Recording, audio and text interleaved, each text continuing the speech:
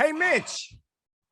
Oh, hi, Ed. How are you? I'm fantastic. Hey, do you like the man from Atlantis? Oh, yeah, I do. I love that Donald Glover. He was fantastic in Solo No, when he no, no, played no, no, Lando no. Calrissian. No. I think you're thinking about the man from Atlanta. I'm talking about Patrick Oh, Duffy, the man from Atlantis. whoa. Back up. What? Atlantis, dude, Yeah. that's my hometown. Didn't I ever tell you I was from Atlantis? What? No, you're not. Yes. Yeah, watch. I can show you how I can breathe underwater. Let me turn my water on over here. Yep. So what happened was I was just, born like everybody else, except I was underwater. And, I just kind of keep it a secret. So can you like communicate with dolphins and things like that? Oh, yeah. Fish and I are like this. Watch this.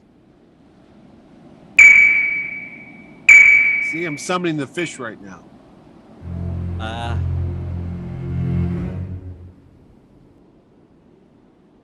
Yeah, I think. Oh, no. Not again. Let's just start the show.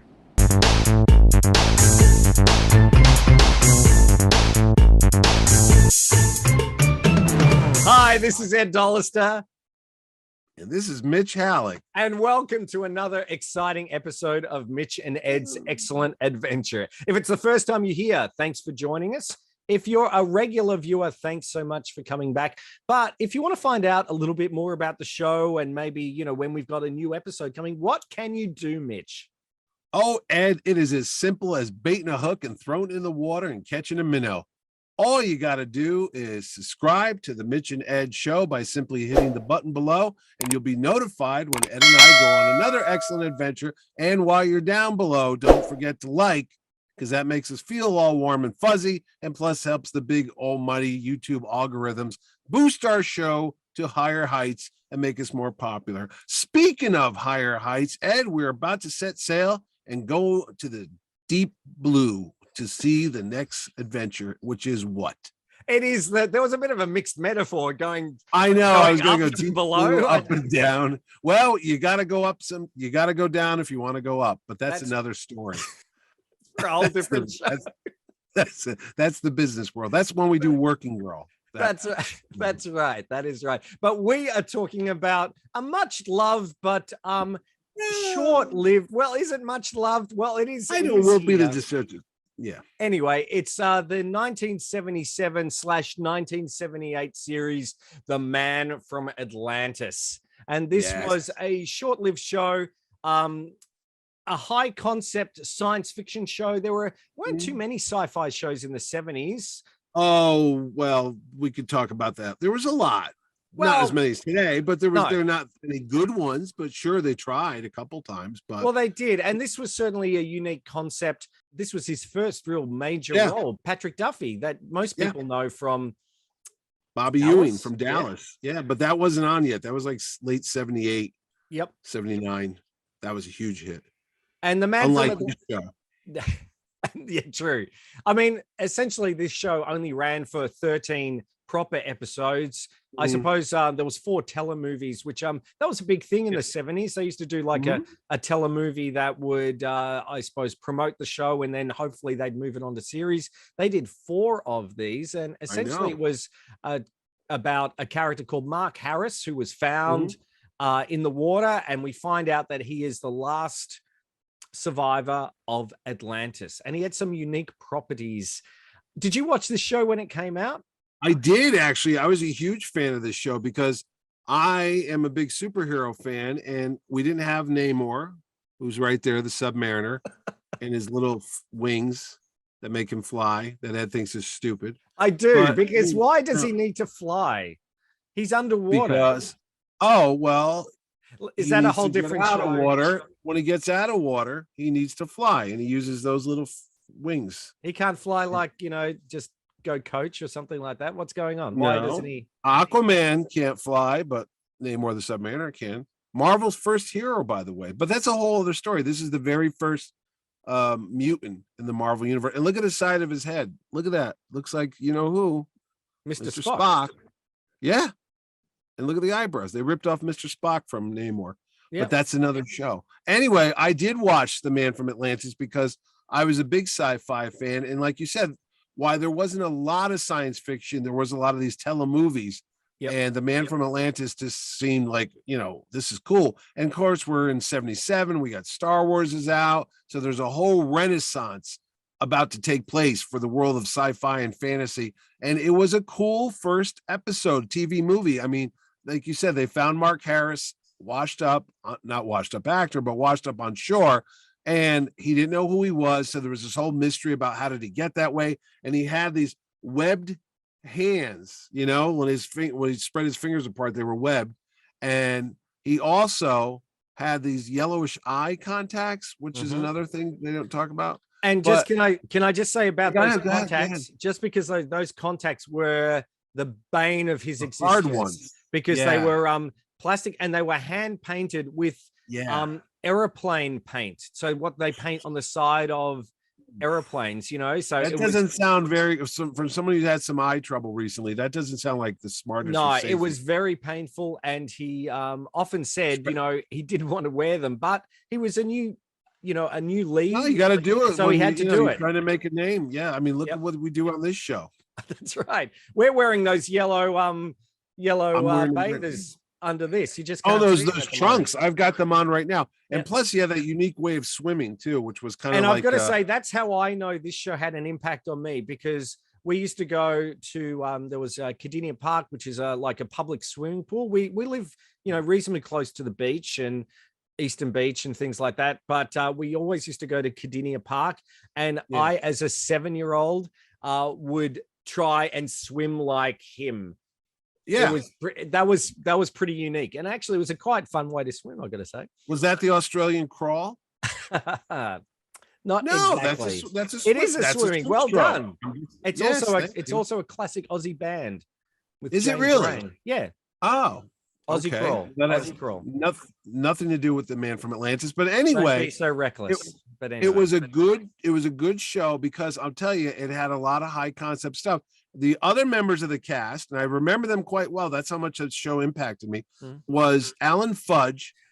Well, let's go back a bit. There was this oceanic group, like a research group. Yes, and they had like the submarine, the Cetacean, which was the Cetacean, which was under Cetaceous or Cetacean, which was underwater.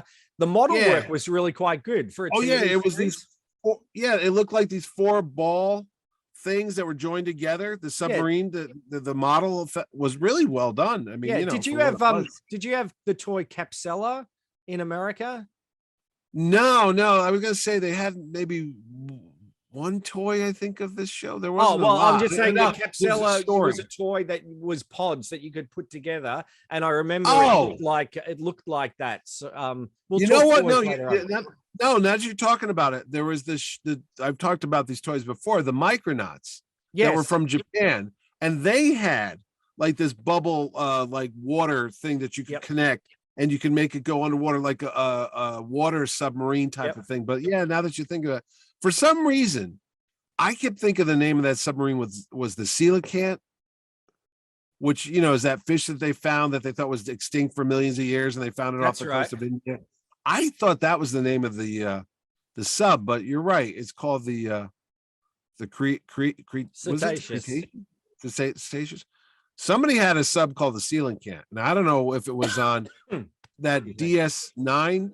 What was that deep sea thing? The one DSV. Sequest DSV. Yeah, I was like, your thing is Sequest SVU or whatever. SUV. No, then the DS9. But listen to me.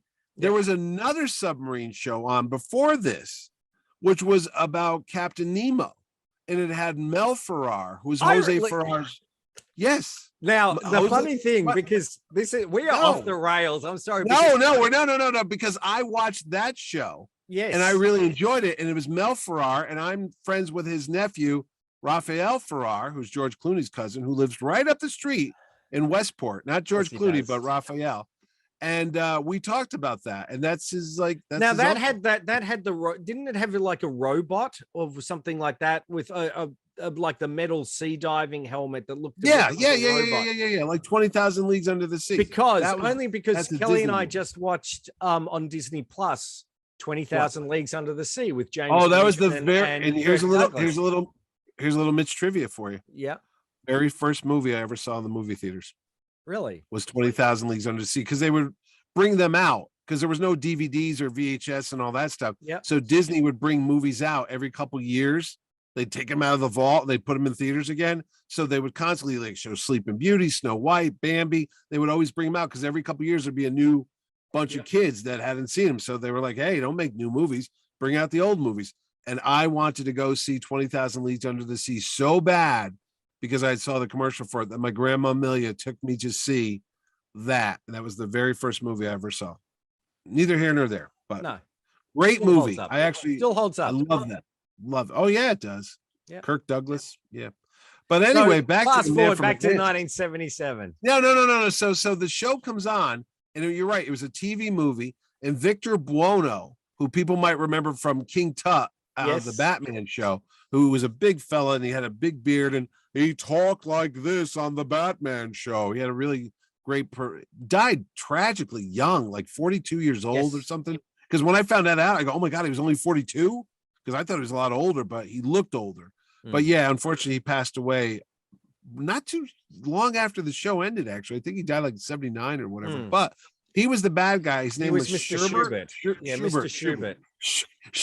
Sherbert is the ice cream that got him to look that way. That might have caused his early demise.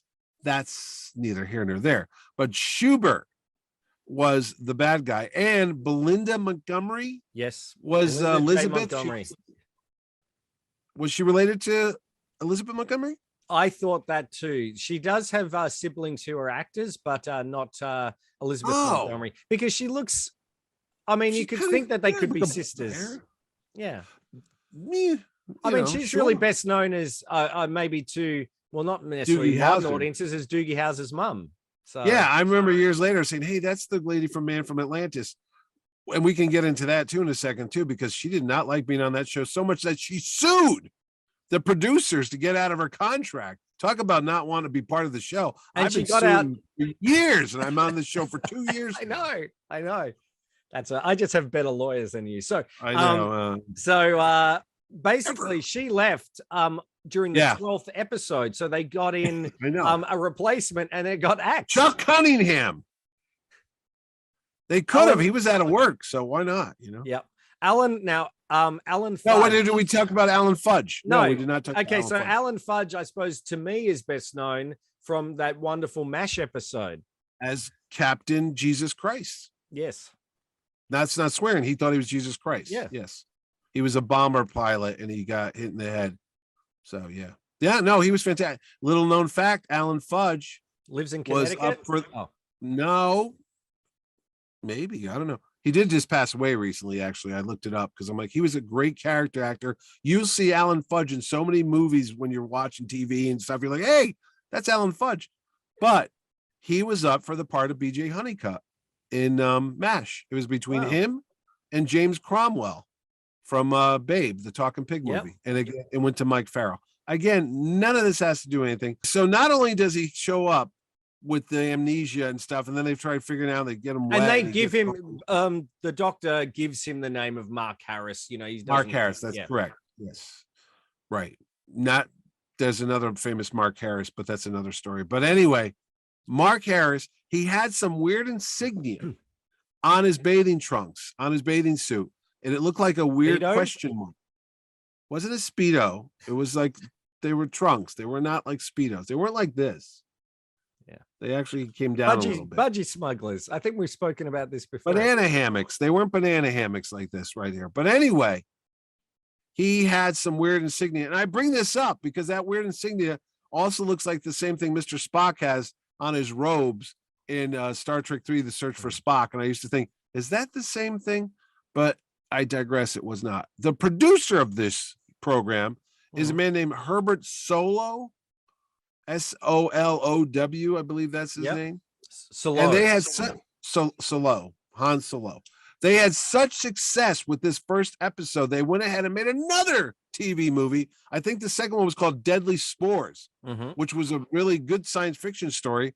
And then they did it so much, they did a third one. Honestly, they had the right idea to keep doing these standalone TV movies with the adventures of Mark Harris, the man from Atlantis, because they were like little tiny chapters in a book, like that's good.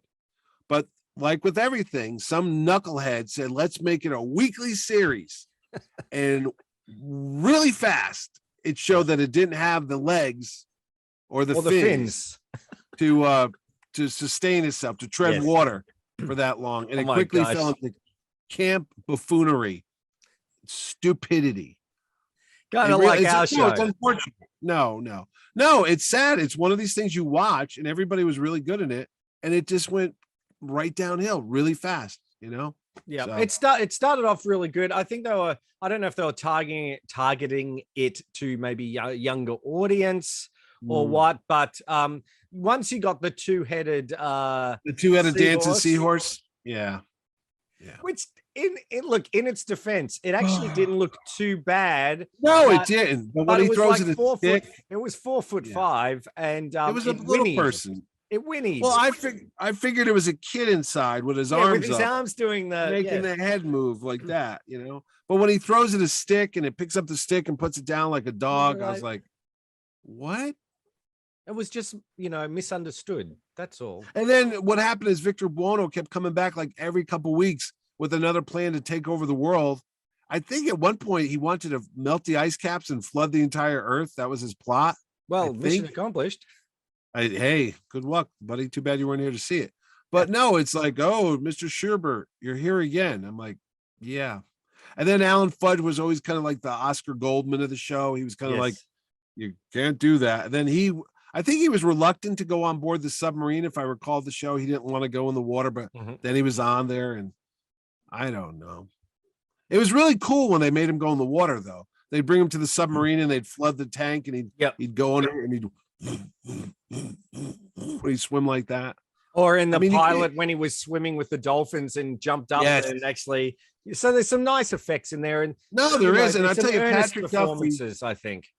Patrick Duffy sells it because he's a very good actor and he takes it seriously in the dialogue, and he was great shape too. I mean, let's not knock it. Not everybody can swim like that, but he was really good at it. And the chemistry, I thought it was really well done between him and Belinda Montgomery. I thought he and Elizabeth, the characters, Mark Harrison, they were great. She was falling in love with him. He didn't know where his world was, but like I said, that weekly series just killed that thing, man. Yeah, just put a hook in it.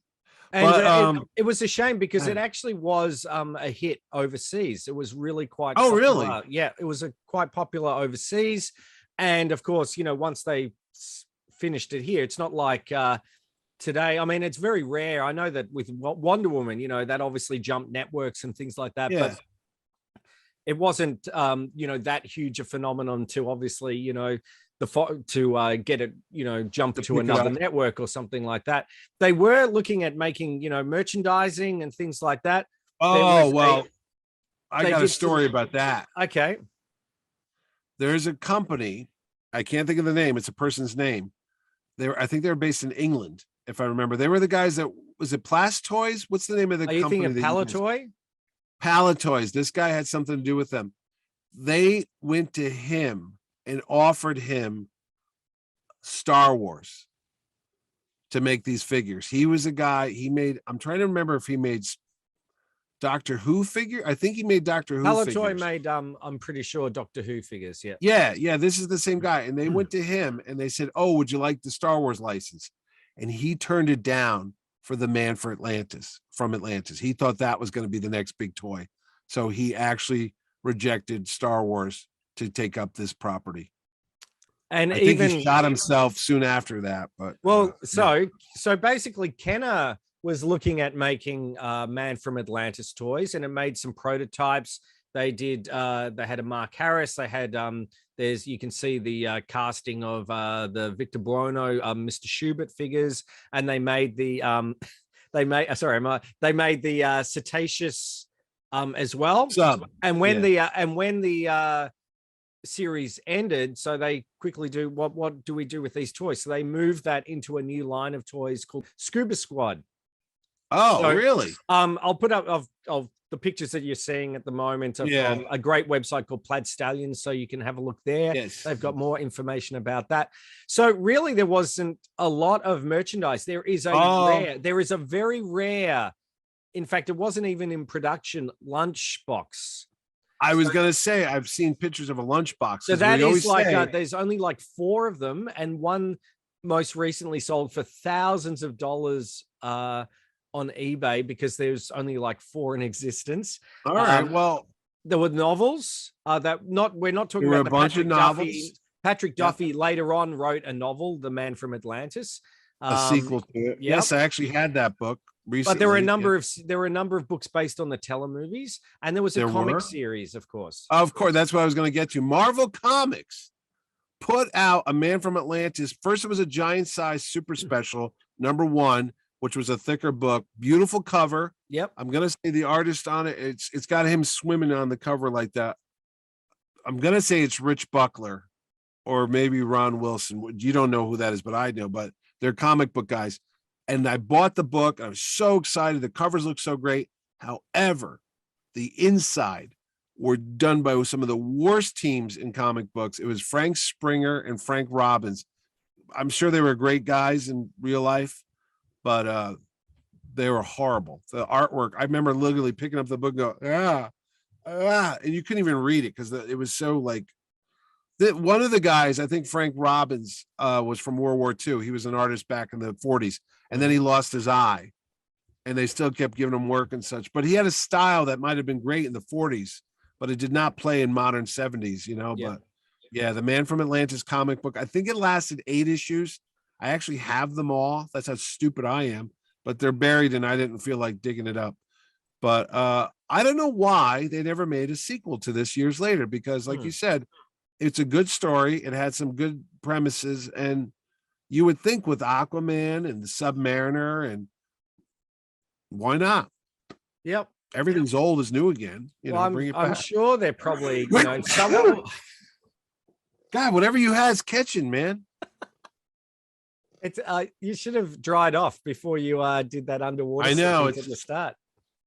It's just a dream. It did have some good guest stars: Kareem Abdul-Jabbar, Ted Cassidy, Pat Morita. There are some familiar faces. Oh my God, Pat Morita played this little magical imp, and he was like their version of Mr. Mxyzptlk, the guy that would bother Superman on Smallville and all that, the little elf type of character. Yes, I forgot when you just said that, Pat Morita. Oh my God, I could close my eyes and see him now. He'd show up like, hee. Let's do some fun magic. I told you the show didn't know what it wanted to be. It started to become like Batman, not the Batman 89, but the Batman 66. Yes. It literally turned into a kid's show. Yeah. Maybe that's why Belinda Montgomery was trying to bail out. Yeah. So the good thing is, though, you can find Warner Archives brought out the pilot movie on Blu-ray, and there was a DVD release of it, but it's hard to find, like a complete series or anything. No, I thought it was like 2019. It's not too long ago. Yeah. So you can still get the Warner Archives one if you are interested. The comics, I'm sure, are pretty much available. They're pretty available. Put them on eBay after this episode. So you can get them in the dollar bins if you really want. And maybe the novels too. I'm sure they're all over eBay. Yeah. So, but they've got some cool, cover art at least. And if you do want to delve a bit deeper into The Man from Atlantis, there is some stuff there. It's still a fun series, a snapshot. I always just like watching it for the 70s fashion and the those guest actors. Who was had a minus of was an extra, a really bit part in it?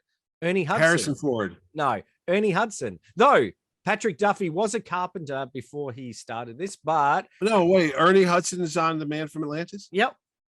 Oh, that's interesting. And like I said, if you really want to read more, go to this the Seahorse's Mouth. Get the Patrick Duffy book that I think you can get that on eBay or not eBay. I'm sorry, Amazon. And it's on Amazon for about $10. So you can. Yeah, it's pretty good. He's honestly Patrick Duffy. Years he played Bobby Ewing on Dallas. Worldwide fame. What was the sitcom he was in? I was just gonna say he was in a sitcom too. It ran for like eight years or 8 Was it with King Jackson? No, I'm thinking of Bruce Boxleitner, Scarecrow, Mrs. King. Yeah. But no, Patrick Duffy was on. You'll make it come up right now. Yeah, it was a Full House sort of style thing, but it ran. Yeah, it was quite popular and ran. And he's got comedic chops as well. And he's a very, very, very nice man. I've seen him on shows and interviews. It's one of those things. He's very genuine. Yeah. and he seems like a very decent guy. I think he lives in Oregon now. I've seen him Okay. recently. He's got like a ponytail and a mustache. He's out there. Out there on I'm the surprised range. he's not on the. I'm surprised he's not on the Comic-Con circuit. Hmm. Because I always get asked, like, bring actors back to Terrificon. Well, maybe you could get him to Terrificon one day. Maybe. I mean, you'd get the Dallas people and you'd get the Man from Atlantis fans. That's right. That's good. I'm sure Belinda Montgomery, who's now a painter, I'm sure she'd be happy to catch and up. she's like I said, the Doogie Howser folks would come out and see her. And like I said, unfortunately, Alan Fudge is gone. Victor Buono's gone. Pat Morita, a lot of the co-stars and stuff. But you could get Ernie Hudson as well. There you go. It's a Man from Atlantis reunion. Get the submarine. Probably put it in my bathtub. Play with that. It's probably that big, actually. That's how big it was. So you never know. So you can find out a little bit more about the Man from Atlantis if you search it. It's fun. It's a little camp, but that's what makes it fun. It's also fun finding out some of our past episodes on some classic 70s TV series as well. What can you do to do that, Mitch? Oh, Ed, it's easy as strapping yourself into a tight pair of yellow swim trunks and hitting that ice cold water and watching things shrink. All you got to do is hit the button below, and you too will be on YouTube watching Mitch and Ed go on excellent adventures, whether it's Battlestar Galactica, $6 Million Man, The Night Stalker, or a whole bevy of 70 grades plus like Starsky and Hutch. And then now and then we talk about modern day stuff like Loki. I think that's please watch that Loki show. Make it just go. Watch it just watch our Loki episode. Two more. I just need two more. That's for the opening because the opening's really good. The Loki, yeah, it was pretty good. Just watch the openings if you want. Yeah, that's okay. Anyway, this ring could have saved one more viewer. That's Schindler's List. That's another episode. We haven't gone there yet. No, we won't either. Anyway, that's it. That's it for this episode. We look forward to seeing you next time. Thanks so much for watching. This is Ed Dollister. This is Mitch Halleck saying,